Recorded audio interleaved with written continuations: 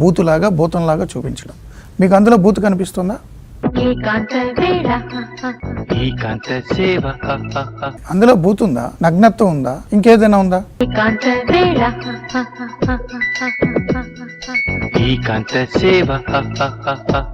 అంటే భర్త లేనటువంటి మహిళల్ని ఎంతమందినైనా హక్కుని చేర్చుకుంటే తప్పేంటని అడుగుతున్నారా? ఎంతగా బరి తెగించారా మీరు? బాగా తెగించావురా నువ్వు. అసలు మీరట్ట జర్నలిస్టులు, మీరట్ట మీడియా ఛానల్ అధిపతులు.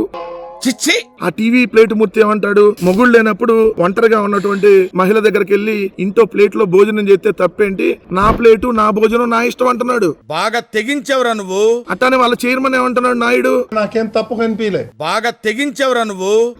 ఎంతగా బరి తెగించారు అసలు మీరు?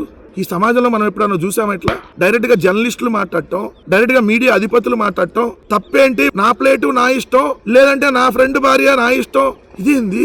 ఊరు మీ దుంప ఎంత బరి తెగించారు చూడండి. బాగా తెగించావురా నువ్వు.